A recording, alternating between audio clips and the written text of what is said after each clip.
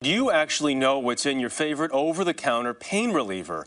Turns out only 41% of people read the label, according to a new study. So Dr. Travis Stork is here to tell us how to stay safe while treating our aches and pains. You probably see Travis as co-host of the daytime medical talk show, The Doctors, which we watch in our offices immediately after the early show is over. Doctor, good morning. Welcome. Thanks for having me. I appreciate it. The numbers from this kind of interesting. 41% of people don't read, which leads you to the conclusion if they're not reading it, then they may overdose because they don't know how much is in it. And that's a big danger. Well, it's a big danger, and I think back to before I went to medical school, and I would go to the over-the-counter shelves and grab a few things here and there, and I had no idea what was in them. But if I asked you to close your eyes and gave you a bunch of pills and said, Jeff, take these, would you? Of course, because you're the doctor I'm a and you prescribe them. But I get what you're saying. But we're going into supermarkets, pharmacies, and we're taking all these different medicines. We don't know what's in them. This study was funded by Tylenol. It found that over half the folks didn't know what the ingredients were. But furthermore, people didn't know that the active ingredient in Tylenol is acetaminophen. Yeah. Advil and Motrin, the active ingredients, ibuprofen. So it's basically the same thing, and they're basically taking more of the exact same class of medication than they should. That leads to dangerous problems down the road, can lead to liver failure, amongst other things. And some are anti-inflammatory, some are pain relievers. With acetaminophen in particular, the liver damage is potentially something to watch out for.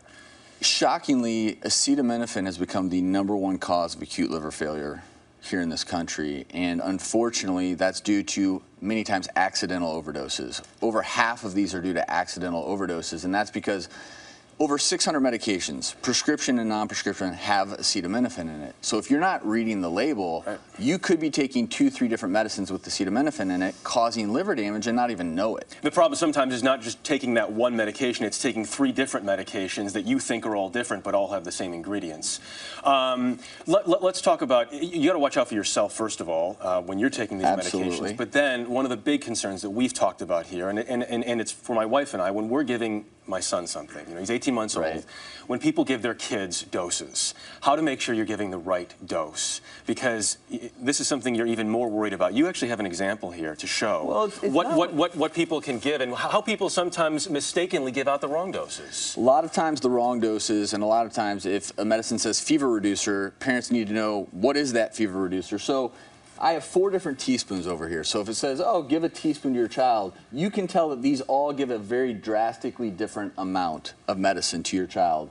So what happens is over time, over 3-4 days, your child's sick and you're giving them a quote-unquote fever reducer. Yeah. And if you're giving them a teaspoonful that's not actually a teaspoon, you could slowly be giving them a toxic dose, causing major problems. Because those are all spoons, they're just not all teaspoons. Don't use spoons to measure your children's medicine. And the other crazy thing is infant drops may be more concentrated than the actual children's syrup. So you can't mix those up either. And this is just really a call to parents out there. Pay attention to the labels. And we as an industry need to do a better job of labeling our medications as well so that people know, hey, this is the active ingredient. This is the exact dosing. Because for kids, dosing is based on weight. Yet a lot of the bottles will say give it based on age. But if you have a very small 2-year-old, you don't want to give them a standard 2-year-old dose. Talk about potentially a universal symbol for some of things like acetaminophen.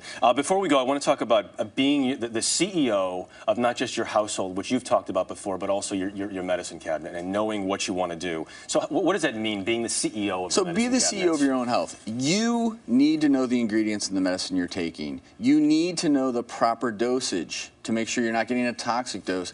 And then also know the side effects, because if you have a history of kidney problems, you probably don't want to take ibuprofen. Discuss it with your doctor. Liver problems, talk about acetaminophen with your doctor, because these things do have side effects. You want to make sure you know with your physician what the best medicine is for you. And no using spoons at all. Spoons are a bad call when it comes to medicine. By the way, you just got engaged. Congratulations. Thank you. I appreciate it. Well done. Dr. Travis Stork, you can see him on The Doctors.